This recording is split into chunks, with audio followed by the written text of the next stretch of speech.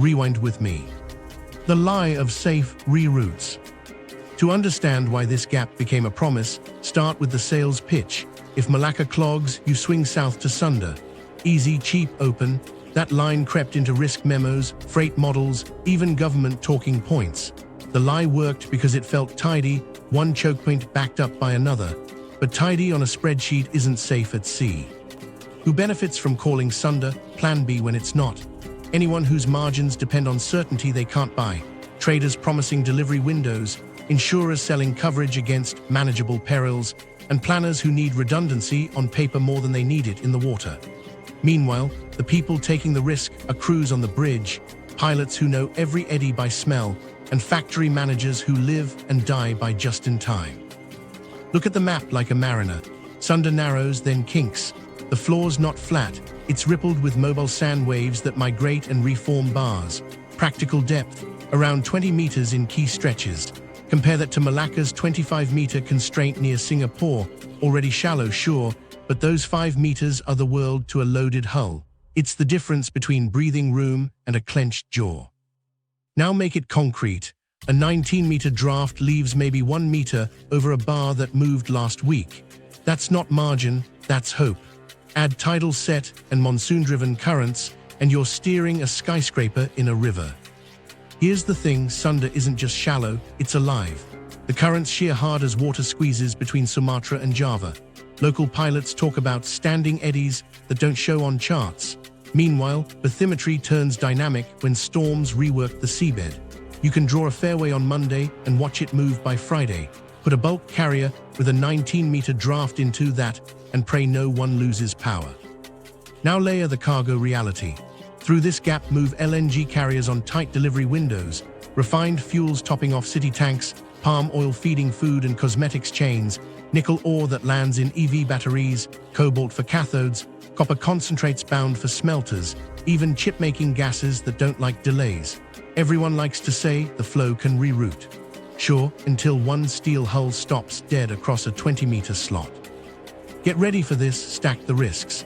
You've got bathymetry that changes without warning, monsoon squalls that slash visibility to nothing, ash plumes from Anak Krakatau that can choke engines and blind radar, and uncharted debris after big weather.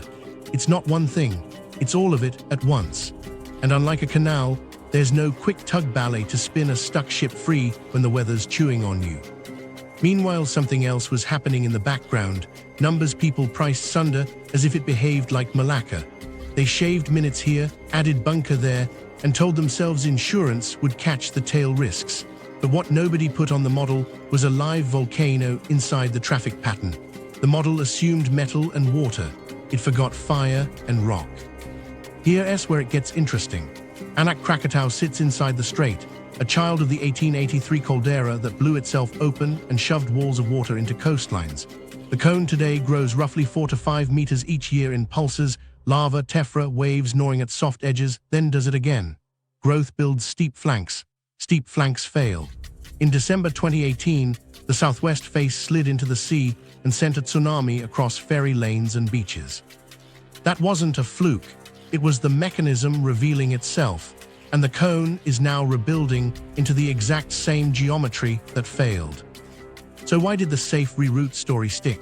Because history got flattened into folklore. Colonial charts drew tidy lines across a living seafloor. Empire engineers talked about dredging and forts, and that language lingered. Engineer around nature, widen the lane, standardize the risk. In the 201s and 202s, ports and refineries doubled down on Sunda access, betting on growth and proximity. The lie was convenient, nature as a problem you solve once. But the strait kept reminding anyone watching closely. Minimum depths didn't get deeper, currents didn't slow, the volcano didn't retire, and yet the label Plan B spread. Brokers reassured clients, if Malacca tightens, we'll swing through Sunda, cheaper than Lombok, faster than going around Australia. Except the hull you're planning to send might be Malacamax on paper and still too deep for Sunda on a spring tide. That's when the gap between plan and physics becomes a liability. One more wrinkle people don't like to talk about. Free passage isn't exactly free. Out there in the archipelago, hydrophones and magnetic sensors, the so-called fish hook undersea defense line, listen. They can even fingerprint a ship by its engine hum, tracking patterns crews can't see. Submarines thread the quieter, deeper routes, and Sunda sits inside that listening geometry. Commercial traffic isn't the target, but in a crisis, contested monitoring and naval shadowing change behavior. Insurance hears that too, and quietly folds it into premiums.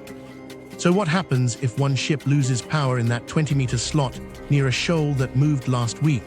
AIS screens fill with yellow triangles in a holding pattern. A tug tries to nose in and can't hold station in the set. Another vessel drops anchor to avoid drift and drags into a cable nobody charted since the last storm. You don't get a gentle slowdown, you get a freeze. And with today's just-in-time logistics, a 12-hour pause cascades into missed berths, default clauses, and penalty rates. Multiply that across LNG cargoes with delivery windows, and you've got power markets twitching. Here's the crazy part, this isn't even the worst case, because the choke point's not just steel and sand, it's fire underwater. The backup route millions assume will save them runs beside a machine that makes new land, eats its own sides, and sometimes throws the ocean itself. The map on the wall says redundancy. The ground under that line says otherwise. We've seen traffic nightmares before, Ever Given, fog-bound harbors, pilot strikes, but this strait has a heartbeat, and that pulse is getting louder. 3 shocking things by 5 minutes. Here's where it gets interesting. 3 things most plans miss, and together they flip the reroute myth on its head. Shock 1, width, shoaling, and that 20-meter ceiling. On paper, the strait looks roomy. In practice, the usable lane squeezes to a few ship widths because sand waves creep into it like slow avalanches. Now picture a hull drawing 19 meters, a spring tide, and a bar that shifted last week. 1 meter of water under steel and a clenched jaw on the bridge. 1 blackout, 1 grounding, and you don't just delay a conv, you freeze the belt that feeds Asia's factories. Containers wait for components, LNG deliveries miss penalty windows, refineries juggle crude blends they didn't plan to run.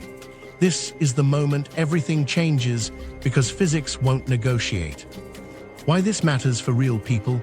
Because the factory manager in Penang can't assemble laptops without the Japanese substrates on that ship. The pharmacist in Surabaya won't get the solvents that expire if they sit offshore. The engineer in Shenzhen watches line utilization drop and overtime vanish. A single hull becomes a paycheck problem. What actually happens? The grounded ship settles, bow on bar, stern in current. Tugs circle but can't hold against the set. AIS fills with vessels making slow orbits to avoid anchoring in bad ground. Pilots radio each other, swapping last soundings like gossip. Then the insurance emails hit. Notice of elevated hazard, war and natural peril riders under review. Crews count hours to max rest rules. Charterers count dollars per minute. Immediate impact, detours spike bunker fuel demand and wipe thin margins. Schedules slip. Ports downstream jam with arrivals bunched by delay. The ripple jumps to trucking yards, then to shelves. People don't see the ship, they feel the price. Shock 2, Anak Krakatau is not scenery. It's growing roughly 4 to 5 meters a year, rebuilding into the exact same weak geometry that failed in 2018. Growth builds over steep flanks on weak layers. In December 2018, the southwest side failed, half the island vanished, and a tsunami ran through tourist beaches and ferry lanes in the dark. That wasn't rare. It was the system doing what it does: load, weaken, slide, wave. Now place that mechanism beside your traffic lane. Ash clouds don't care about your radar. Fine ash sands turbines. Coarse ash clogs air filters and sucks water out of exhaust plumes. Pilots lose horizon when the world turns gray. Why this matters? Mariners can't see, engines cough, bridge crews make calls faster than they can check them. On land, tide gauges jump, then go quiet because the wave period is short and the sensors clip peaks. The first wave isn't always the biggest. Evac windows shrink to minutes. What actually happens? A burst of seismic noise, then the shoreline drops out of the darkness. Small craft flip at anchor. Ferries try to clear the lee of piers. Coastal VTS calls for all stations, some don't answer. Ash drifts with the wind and slants across the fairway, turning high-beam searchlights into fog. Within hours, notices to AMN reroute flights around the plume, and you've got an air-sea shutdown stacked on a sea jam. Impact, contracts trip, LNG cargoes fail to make their temperature and time clauses, floating storage fills, power markets twitch in Tokyo and Seoul. Risk gets real fast. Shock 3, the fishhook undersea defense line. Hydrophones, seabed cables, magnetic anomaly detectors, quiet hardware strung through the Indonesian archipelago, watching deep routes like Lombok and Makassar, and listening across Sunda. Free passage isn't exactly free when everyone's counting prop blades by sound and fingerprinting your engine hum like a signature. In peacetime, it's background noise. In a crisis, it's a chessboard. Submarines hug thermal layers, surface escorts just happen to be nearby. Commercial masters get shadowed, slowed, or told to hold for safety. Insurance underwriters don't argue, they price it. Why this matters? Misread pings in tense moments escalate. A fishing trawler drags a sensor and someone thinks it's sabotage. A sub masks in volcano noise and spooks a destroyer. Civil shipping becomes a pawn because the lane is narrow, shallow, and mapped by ears. What actually happens? Notices to mariners add temporary exclusion zones. Convoys form where there weren't convoys yesterday. Bunker planning implodes because speed profiles change. Letters of credit expire while cargo sits 10 miles from open water. Impact: costs climb before anyone says security event. Food cargoes, rice, palm oil, roll into futures volatility. EV supply chains wait on nickel ore that's stuck behind a listening post geometry nobody will officially confirm. 3 shocks in 5 minutes. Shallow physics, a living volcano, and a silent wall. That's the surface. Now we go under the hull. Historical root cause, not a history lesson. To understand why this lane was mispriced, we need one loud day in August 1883, but not as trivia as physics that birthed the modern Plan B lie. Picture magma chamber under pressure. The volcano's vents escalate, ash columns punch the sky, and the chamber drains faster than it can refill. The roof loses support, fails, and drops. That caldera collapse doesn't just make a hole, it shoves a lot of seawater out of the way fast. Think piston, not splash. The displacement turns into waves that stack and run, wrapping the strait and slamming coasts. People remembered dark at noon and the sound heard across oceans. The important part here is the mechanism. Rapid subsidence, sudden mass shift, water displaced into energy. That engine still sits in this gap, and the neat maps that followed turned it into a manageable lane on paper. Now look at the charts that came after. Colonial hydrographers drew clean soundings across a living seafloor.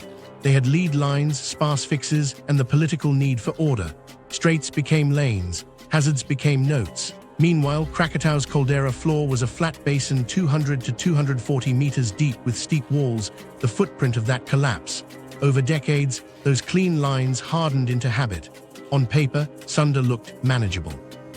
You could steer, you could dredge a bit, you could put fort guns on headlands. And so empire logic slid into modern routing, engineer the problem, standardize risk, sell a backup that geology never promised. Here's where it gets interesting. Early in the 20th century, dredging outfits and colonial planners floated ideas to smooth the turn, clear bars, and build up lights and forts. The message was this is unstable geology. It was this is an engineering gap. That frame stuck. You see it later in port siting, fuel terminals, bulk jetties, ferry ramps, hung along both shores because proximity sells. Even as Anak Krakatau rose from the sea in 1927 and kept growing, the mindset was monitor it rather than rethink the lane. Meanwhile, the seafloor refused to stay put. Sand waves migrated under monsoon push and storm surge pull. Shoals waxed and waned, but the charts, still colonial in lineage, lagged reality. Local pilots learned the strait like a living thing, trading waypoints that never made it into the pretty map books. Then the 21st century doubled down. Through the 2010s and the 2020s, industrial build-out accelerated. Refineries on Java's coast, bulk export piers on Sumatra, new storage, new roads feeding new ports. The bet was scale. If Malacca strains, Sunda can catch overflow. Cheaper than Lombok, quicker than swinging around Australia. Policy and pricing absorbed that as fact. But the root cause never left. Anak Krakatau kept its rhythm, eruption pulses, tephra fall, land added, land eaten, flanks steepening on weak layers. INSAR showed subsidence on the southwest face years before the 2018 slide. Then that proof arrived. The flank failed, roughly a tenth to a quarter cubic kilometer moved, half the island's height vanished, and a tsunami with short periods and high local run-ups tore through the strait. Not theory. Mechanism demonstrated inside the traffic pattern. So how does a violent, well-documented event not rewrite the map? Because the lie doesn't look like a lie on a spreadsheet. After 2018, ports reopened, ferries ran, ash settled, and trade flowed. That creates its own folklore. We rode it out. Insurance paid, models got a patch, and the line engineer around nature survived. Dredgers cut, buoys blinked, procedures updated. Nobody priced the coupling, volcano to wave to shoal to stuck hull to finance. There's another layer. During the Cold War and after, the region gained a quiet mesh of ears, the fish-hook geometry listening along Lombok and Makassar, with Sunda inside the arc. On some charts, it's blank ocean. In procurement papers and naval briefings, it's a constraint. But commercial plans mostly pretended it wasn't there. That convenient silence green-lit the reroute myth, free passage. In practice, a choke point with contested monitoring behaves differently under stress. That matters when the geology twitches. So the root cause isn't one eruption. It's a bad mental model born from tidy maps over messy physics. Caldera collapse set the basin and the walls. A young cone grows on the rim. A shallow, shifting channel threads past it. Empire habits taught us to draw straight arrows and call them options. 2018 proved the arrow crosses a fault in the real world. And yet, because days turned back to normal, the pricing drifted to sleep again. Here's the crazy part. The strait keeps teaching the same lesson. The bathymetry moves, the currents bite. The volcano adds height, then subtracts it in chunks. The charts keep catching up. And the narrative, Sunda as Plan B, stays one ash cloud behind. Which brings us to the present tense. What is the machine under this lane doing right now? The volcanic machine under the lane. Oh, here's the engine under this water in plain words. Off Java and Sumatra, the Indian Ocean plate slides beneath the Sunda plate. Picture a conveyor belt sinking into the mantle. Water-rich ocean crust goes down, heats up, and releases fluids into hot rock above. That lowers the melting point. Melt forms, rises, and pools in pockets. Pressure builds, gas comes out of solution, and when the plug at the top weakens, you get eruptions. Then it starts again. Slab, melt, pressure, repeat. That's the cycle, and it runs right beneath a shipping lane people call backup. Now zoom into Anak Krakatau. It didn't just appear and stop. It's been building itself like a stubborn 3D printer, adding layers of lava, ash, and loose tephra. The growth rate, roughly 4 to 5 meters a year in bursts, doesn't sound wild until you remember what it's growing on. The steep inner wall of the 1883 caldera. That's like stacking wet sand on a tilted tray. The southwest sector is the weak side. Every new deposit adds load, steeper angles, and more water trapped in porous layers. Water turns to steam when heated. Steam weakens rock, gravity waits. Here's the crazy part. Domes and cones don't fail like neat slices. They bulge, crack, and then a whole sector lets go along a buried plane. Think of a bookshelf whose bottom shelf quietly slides out. In 2018, that shelf moved. Half the island's height vanished, and the scar pointed straight into deep water. That matters because the collapse didn't just make debris, it made waves with short periods that hammer nearby coasts before anyone can react. That's the mechanism you have to price. Sector growth to sector failure to local tsunami. Meanwhile, ash is its own silent choke. Fine ash is glass powder. Engines breathe it, turbines sandblast, filters clog, bridge radars see snow. Pilots lose the horizon when gray sky meets gray sea and spray. You can run heavy weather procedures. You can't negotiate with ash crystals cutting at compressor blades. Even if the cone isn't in full eruption, pulses throw ash to flight levels that force aircraft to skirt the plume. Close the air lanes, and the sea lanes don't get spare pilots, choppers, medevac, or parts drops. It stacks. And then waves. Flank collapses don't make the long, rolling swells you can see coming from halfway across the ocean. They throw short, steep waves that stand up fast, wrap around islands, and focus down channels. Bathymetry turns into a lens. The strait's shallow shoulders and deeper slots steer energy like a funnel laid on its side. In model after model, the geometry pushes wave trains right where ships queue and ferries cross. The period is short enough that tide gauges can clip the peak. People at the shore feel the raw before screens make sense. What nobody likes to say aloud is how little time that buys you. The distance from the cone to the traffic pattern is not a comforting number. A sector failure in darkness gives you minutes. Harbor masters can hit sirens, but small craft in the lee can't outpace a wall of water. On big hulls, the call is hold position just as the set changes and ash blinds the bridge. If it's monsoon season, you add squall lines and drift. Get ready for this. The calendar matters. Collapse windows that line up with monsoon chaos amplify everything you don't want amplified. Meanwhile, something else is ticking underfoot. Gas flux, tilt meters, satellite INSAR, these are the instruments that whisper when the cone inflates or slumps. They don't give you a countdown clock. They give you hints. The southwest flank subsiding a few millimeters a month, then faster, vents migrating, heat anomalies shifting. Mariners don't read tilt plots. They read notices to mariners that land a day late. That's the gap between the science and the wheelhouse. And here's the thing, none of this is ancient history. The cone is rebuilding into the same geometry that failed. Loose layers over harder cores, all perched on an old caldera wall. Add rain that seeps in, steam that pries at cracks, and eruptions that load the deck. The system pushes toward failure, then resets, then pushes again. That is the machine under the lane. So stack geology against economics. Engines that choke on ash, radars that snow, waves that arrive in minutes, not hours, a cone adding height into its weak quadrant, a strait that focuses energy into the only usable slot. On calm days, ships slip through and it all looks normal, but the baseline risk isn't traffic, it's physics, and that trap is set before you ever spin a prop. The $40 trillion exposure map. So let's put numbers on the trap. 40 trillion isn't a scare line. It's the rough size of Indo-Pacific GDP pinned to sea lanes that breathe through these gaps. China, Japan, South Korea, India, plus the export engines tied to them.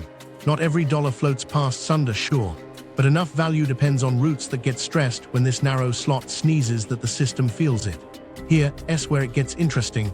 You don't need a full shutdown to move markets. You need friction. Sunda creates friction fast. Start with energy. Asia lives on delivered molecules, crude, refined fuels, LNG. Malacca carries the bulk, but scheduling lives on options. When Malacca tightens or risk spikes, brokers eye Sunda or Lombok to keep LNG delivery windows and oil liftings inside contract lines. Those windows matter because LNG is time and temperature. Miss a slot and penalty clauses bite. Floating storage fills. Heat content decays. And no, a deep draft LNG hull doesn't love Sunda's 20-meter ceiling, which is exactly the point. The lack of clean plan B turns a weather blip into a pricing event. Now fold in manufacturing. East Asia's tech stack is a relay, substrates from Japan, wafers out of Taiwan, chemicals from Singapore, assembly in China, testing in Malaysia, then global export. Tell that chain to just reroute, and you add days, burn bunker, and compress buffers that were already thin. A 6-day detour around Australia might sound manageable on paper. In practice, it burns through just-in-time slack and triggers factory throttles. Here's the crazy part. Many upstream chemicals have shelf lives measured in weeks. Delay them and you don't just arrive late, you arrive worthless. Drums of photoresist, etchants, and specialty solvents don't forgive a week in tropical heat. Spec slips, purity drops, and whole lots get tossed.